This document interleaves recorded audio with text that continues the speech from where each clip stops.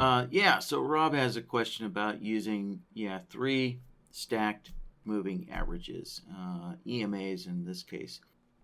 All right, so um, essentially, stacked moving averages is you're saying, okay, I want the faster moving average to be above the medium moving average, and then you want the medium moving average to be above the slower moving average, right?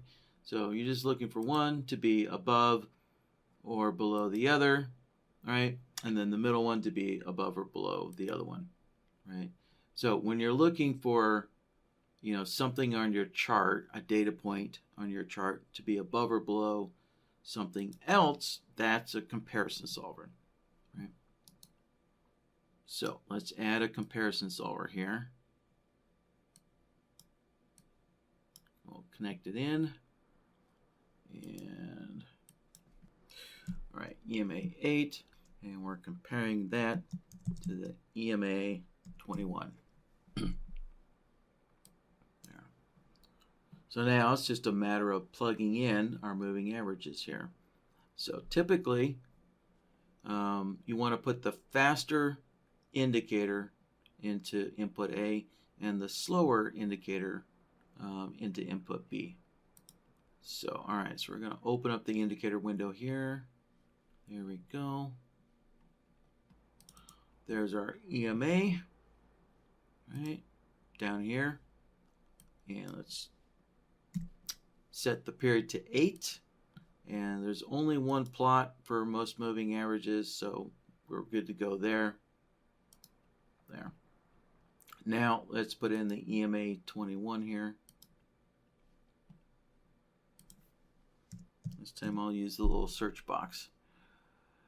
And there we go. There's our EMA. Put a 21 period in, like so. And there we have it, right? So when the white line is above the orange-red line, right, we get a long output. And if the white line is below it, right, we get a short output. So there you go. So there's the two faster EMAs, and now let's do the two slower EMAs there. All right. So to take a shortcut here, I'm going to make a copy of this solver and paste a new one. Let's connect that up. All right. This time we're going to compare the EMA 21 to the EMA 100 there, right? So it's always good to name your solvers so that you at least know what indicators you're working with, and or kind of what is your solver doing for you, right? And comparison solvers, all they do is compare one input to the other input, right? So you really don't need to get too fancy, right, with the names on the comparison solver for the most part. So, all right, so let's go in and adjust the periods here, right? So in this new comparison solver, we need to adjust those EMA periods. All right, so this time we want this to be the 21 period, right? So that's input A is now the 21 period. And if you notice, right, we're comparing the EMA 21 to the EMA 21. So obviously they equal each other, so there's nothing on the chart. Right, so now let's go and change input B to the 100 period, like so. And there we have it. And, let's see, yeah.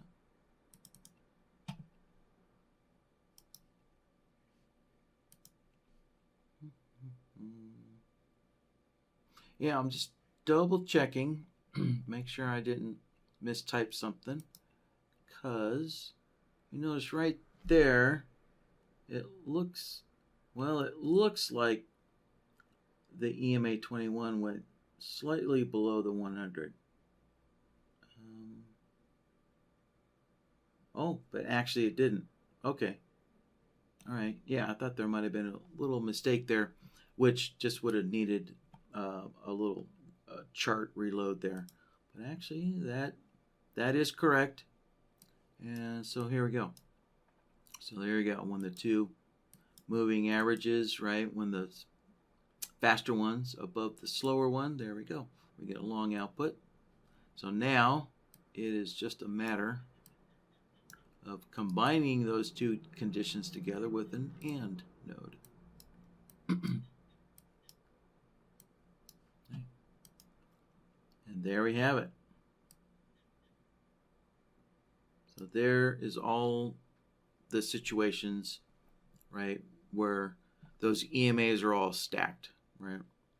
So, you may want to decide to just use this as kind of a trend filter, where BloodHound's just giving you a heads up saying, hey, all your moving averages are stacked correctly, and then you can decide at your discretion, when and where you might want to get into that trade.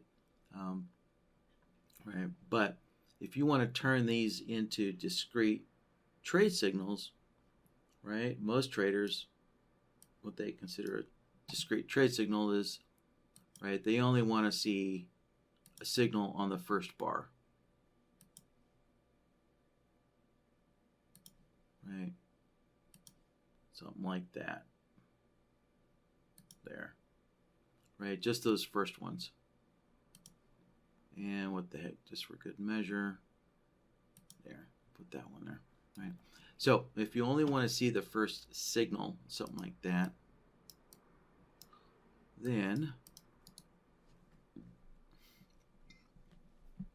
we can go to the function nodes here and grab a signal blocker, right?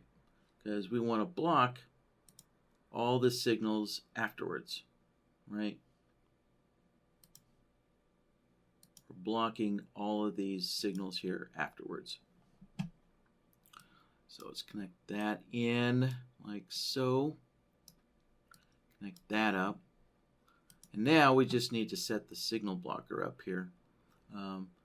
So we need to kind of figure out, all right, how many bars do we need to block for? And my guess is probably 100 would be enough for a minute chart, right? So obviously, that depends on the instrument, the time frame, and all that stuff, So, but just kind of looking right here, yeah, it looks good so far. Let's see, yeah, those EMAs are crossing over. So what I'm looking for is a good long downtrend or a good long uptrend. And yeah, so we did have a really nice long downtrend here. Yeah, so you know what? I'm going to increase this a little bit more. Let's go 150, like so. All right. So there we go. So you notice, right, it took out that short signal that was over here. However, that's not entirely correct, right? Because, right, those EMAs crossed up and then they crossed back down in alignment, right, like so. So, right, so you probably want to see a signal there.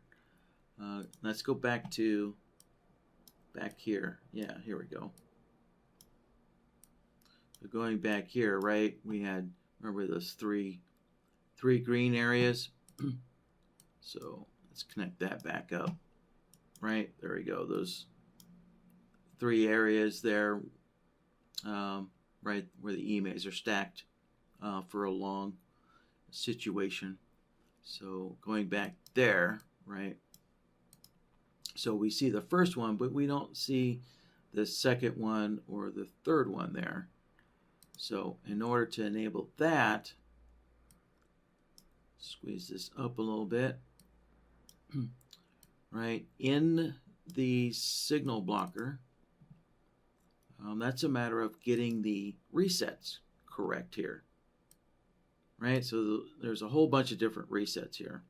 So I'm going to turn them, let's see, all off.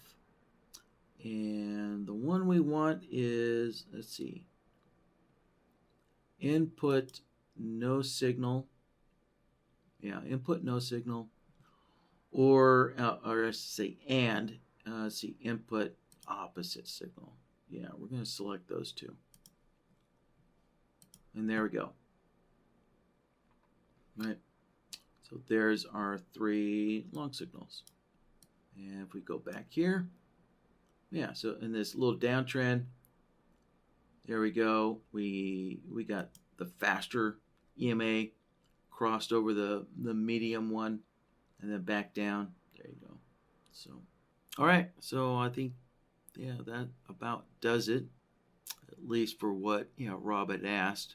Yeah, so again, Rob, I would, to quench your curiosity there, if you go to YouTube there and just search for stacked moving averages, then you can kind of scan through and see what YouTube found for you there and see if any of these other ideas from other traders like yourself might interest you as well.